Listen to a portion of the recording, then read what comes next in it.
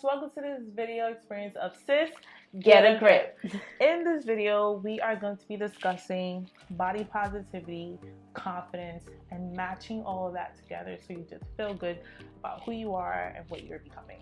Okay, I think this is going to be a good episode, but before we get into that, please, we beg. We know that this series has been good, and if you're here, thank you for coming, and if you're new, welcome. We encourage you to hit the subscribe button down below.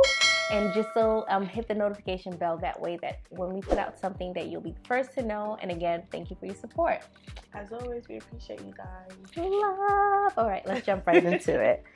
So in talking about confidence, this is a very difficult topic because it's like, for me specifically, it's like, how do you talk about something that you haven't quite mastered? Because like, it may seem what it seems, but we're not, well, I can speak for myself. I'm not all the way there. I'm not all the way there, but I guess we can talk about this both as a learning experience for you that are watching and also for us, just so that we can kind of like, expand on our confidence, so to say. Yes. Okay. So I recently was watching a documentary about like the impact of social media. It's on Netflix if anyone's interested. I think it's called The Social Dilemma. Mm-hmm. And yes, it touched so many amazing points. But one point that really stuck and resonated with me was when these creators of the like button and Pinterest and all these things that we all use were just saying the impact of social media on teens, and in a sense that like teenagers are now trying to go to plastic surgeons to have surgery to look like their pictures from filters. And I was just there like, oh my god, like what world have we become? Like what have we become as a society when we become so vain that what is unrealistic is what we aspire to be?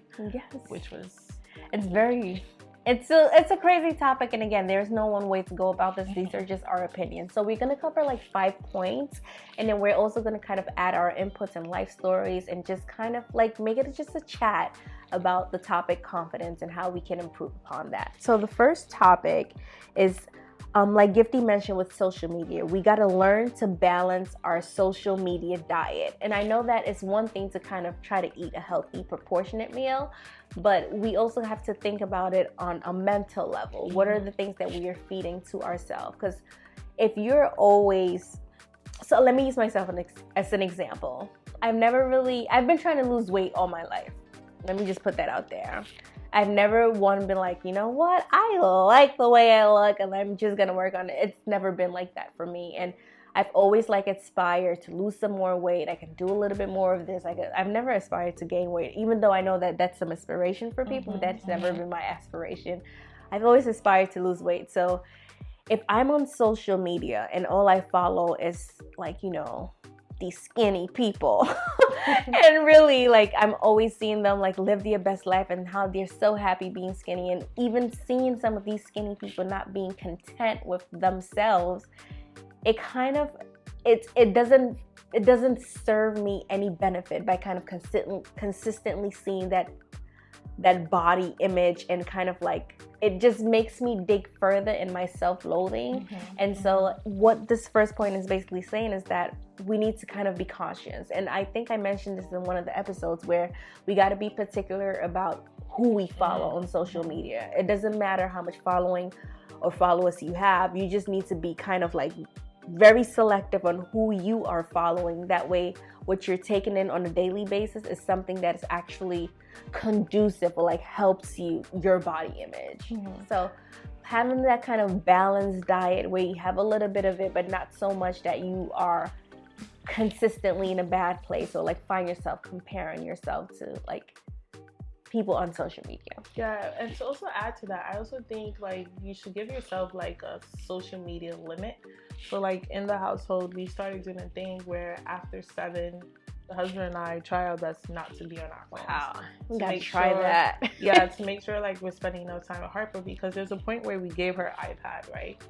And that's all she thought. Like, she didn't move around, nothing. And I was like, oh, we're gonna pause, because in my head I'm like, I'm being a good parent, like I want her to be tech savvy or whatever. But when I realized at the age of 17 months she was just already like all geeked into it, we decided, like, even as adults, like, we're not gonna try to be on our phones as much as possible around her. And I think we should do that in our adult lives, in our lives as well. Like, limit the time we spend on social media, because I also think subconsciously, like, you take in so much that we're not aware of. Like, I could look at something and glance at it for like 30 seconds, but when I am in need of an outfit probably, I'm like, oh, I remember that girl's Instagram, blah, blah, and I jump right back on social media. So, like, I think we should also, like, limit, like, the amount of time you spend in a day, in a week, in a month on social media, because the truth of the matter is you can use that time to do, like, so many other things as well. So, yes.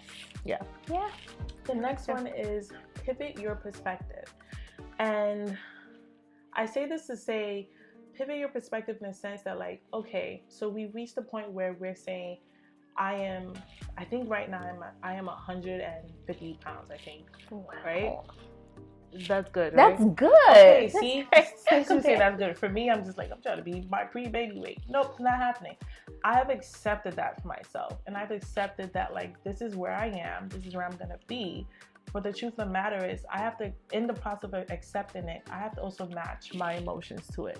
So I can't be in the state where I'm just like, oh, I'm so big. Like, yeah, go through those stages, get past it, but then begin to do things that make yourself healthy. Because the truth of the matter is, there's someone who is 300 pounds somewhere, and they probably have a better BMI than I do because I eat Cold Stone all the time.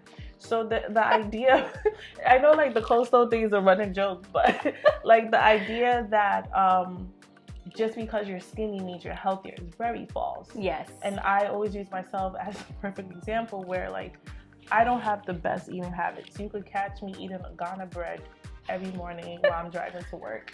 Not healthy whatsoever. So I toned it down to naan bread. Still not healthy, right? But if you compare me to someone else, I'm probably skinnier than them.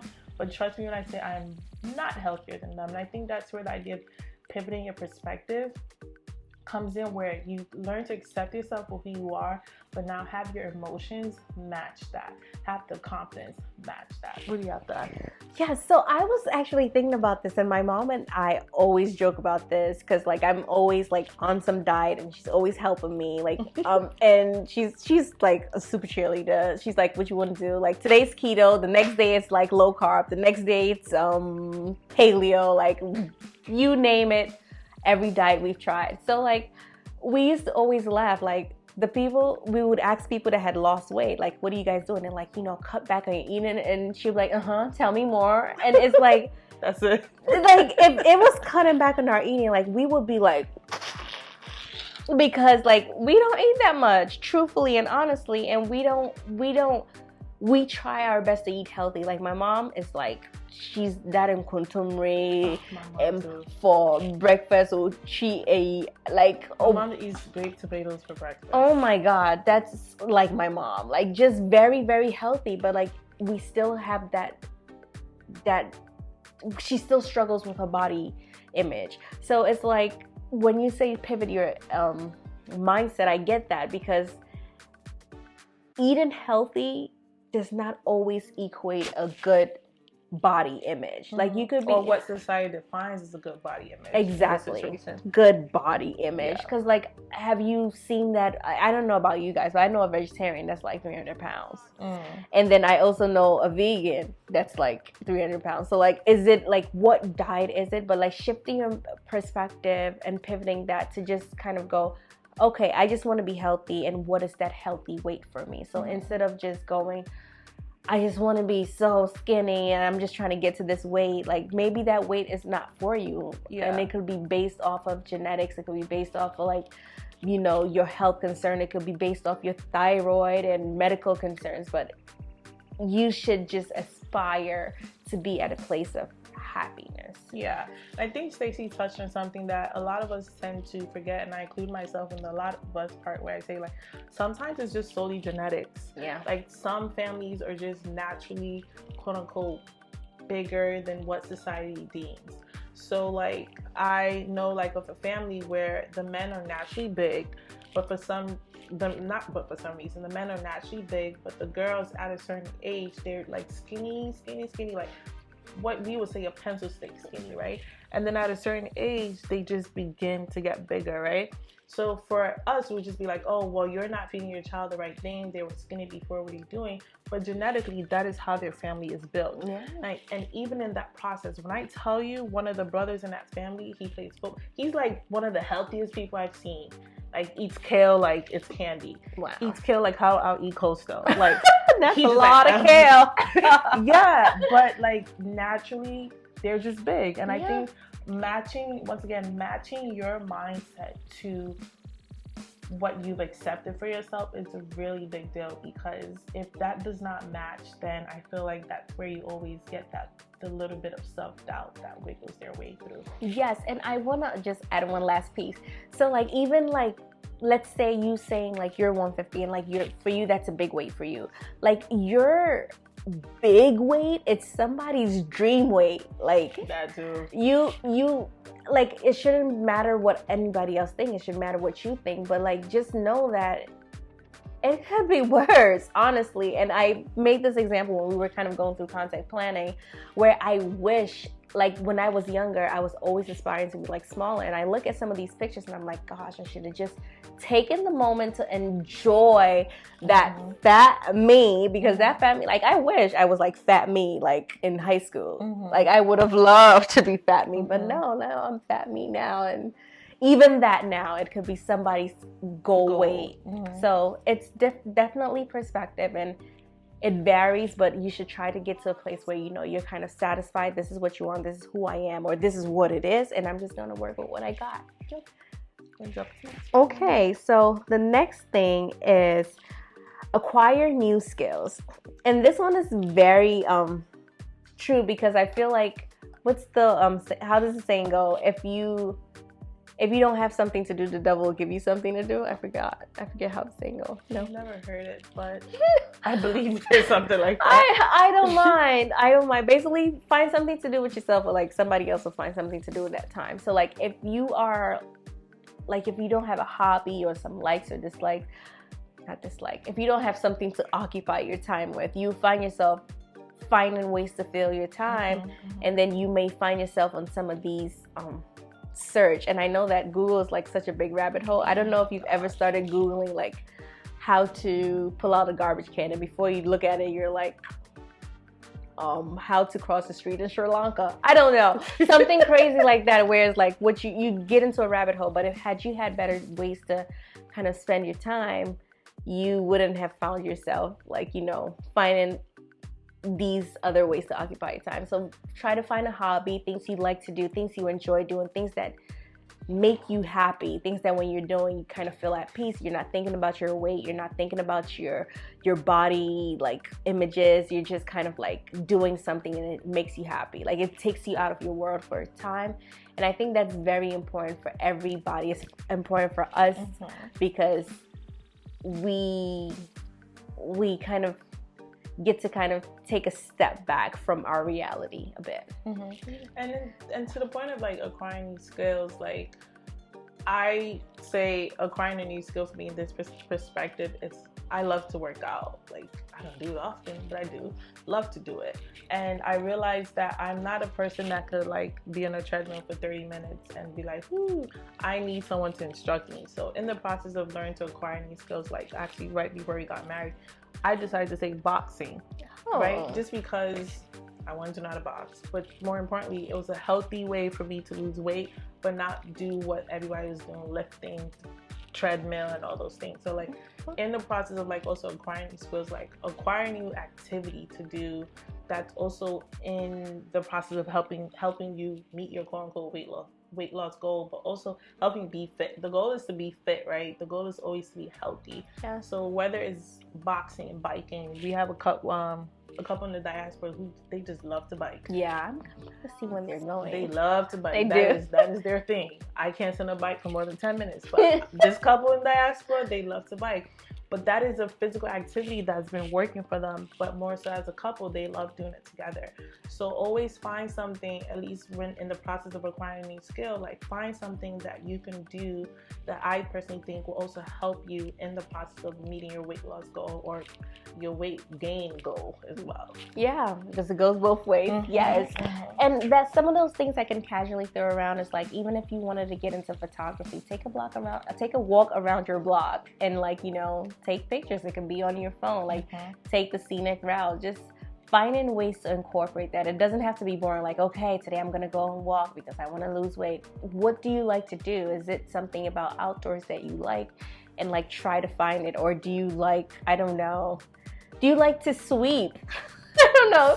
Some people like to sweep. I don't know. Maybe some people like to clean because they feel like it brings them, like, you know. I clean when I'm upset. You're right. So it brings them some kind of clarity of mind. So like maybe finding, instead of like maybe vacuuming the carpet, maybe sweeping the carpet because it would be more like physical work. Something along. Getting creative with it. Yeah. Yeah.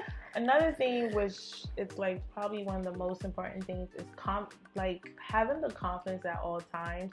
And I know this is easier to say and harder to do. And I like share my whole pregnancy experience where like after giving birth, like honestly, if I wasn't careful, I would have fell into postpartum depression because I was not confident who I am. I was like 110 pounds before I gave birth, or maybe 125. I don't know. I was just way smaller than what I was. And I realized that I had lost all my confidence just based on my image. Like I had all these great things happening for me, but because of my weight gain, I could not enjoy it. And I think like losing that lack of confidence is very dangerous because then there are other people that affect, right? Like you're a mom, you're a your husband, your wife, you're like all these things and forgetting all those great things. Another thing is like having confidence. It has to match, and I think I said this earlier, like it has to match your thought process. Like it's very easy to lose yourself when there's people like Kylie Jenner and there's this girl on Disney Channel who I always say she looks like a black Bratz doll. I think her name is like Sky Jackson or something, right?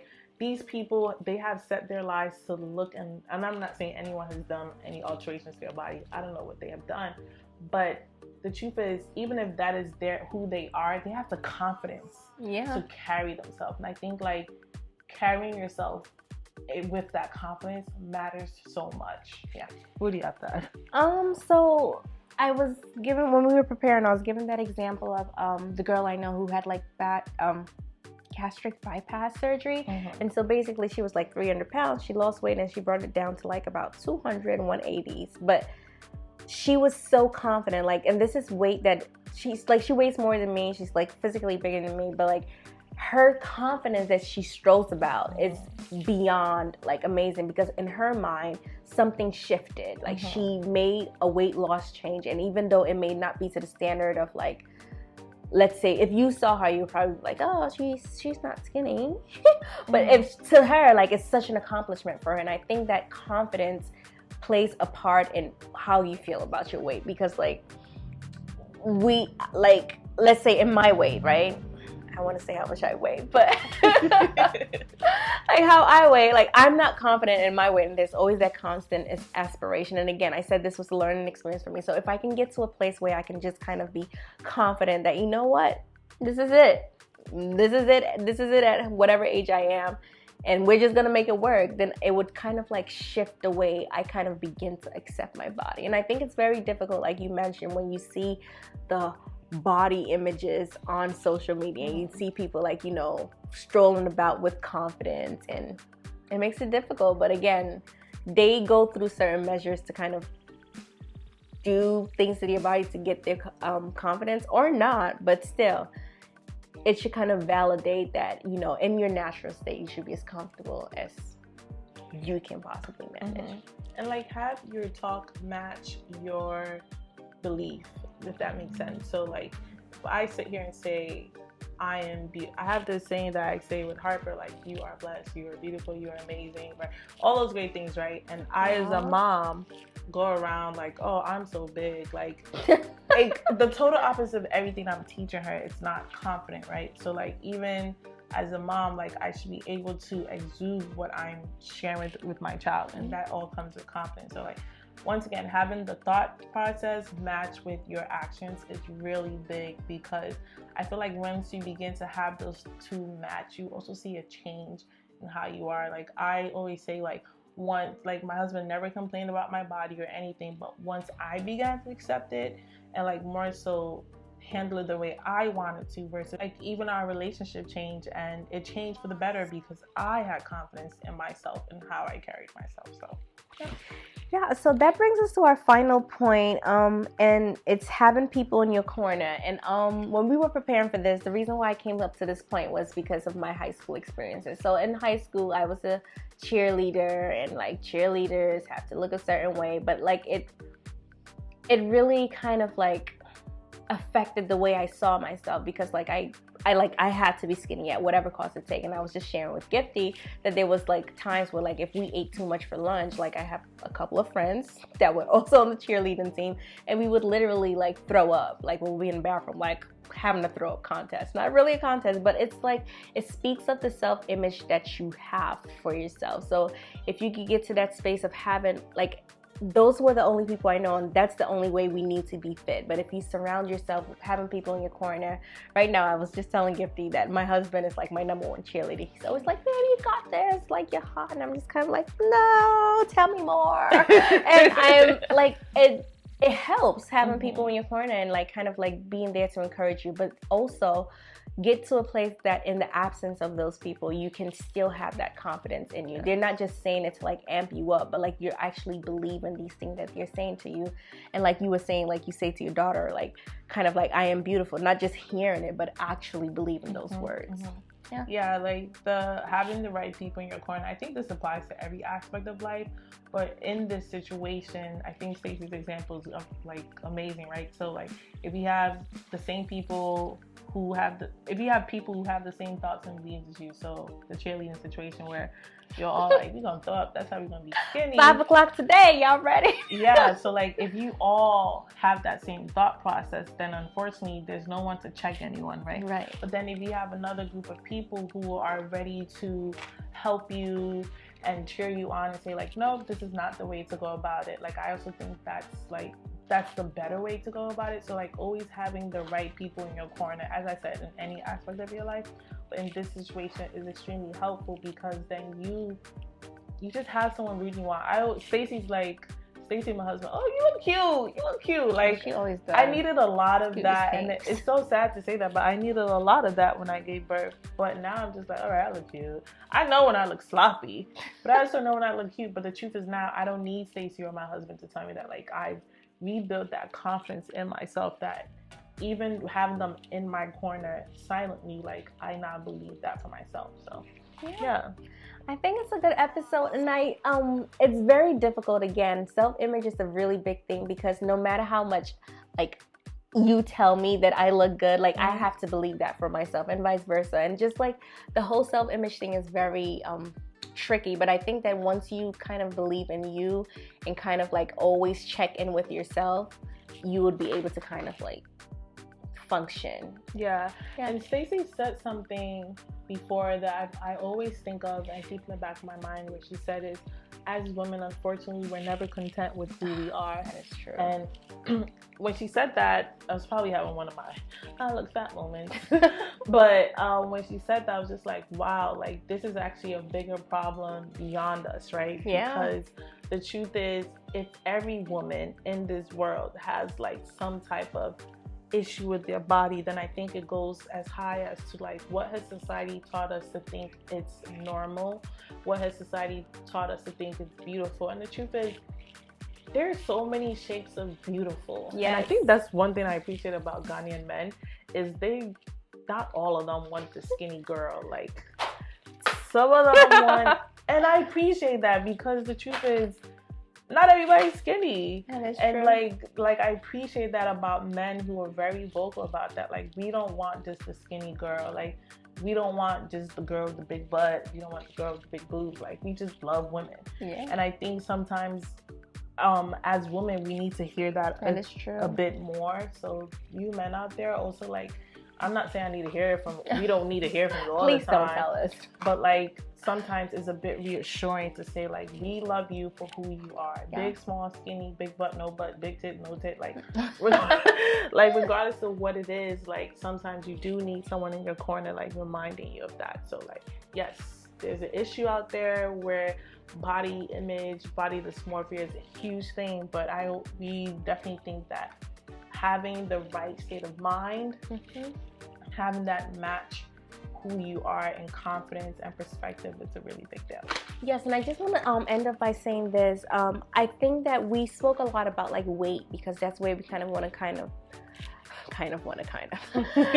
that's where we want to kind of focus our energy on, but it's so much more than just weight. It goes with like the color of our skin, the texture of our hair, our height. Like it's so much different areas that we struggle with, but I think these 5 points apply to all those areas. I think that as women, if we could just come together and kind of like just learn to love on ourselves, even when nobody's loving on us, and just appreciate us for who we are, because we are here and we're here to stay. Yes. Yeah. So thank you guys so much for tuning into this video experience of Sis Get a Grip.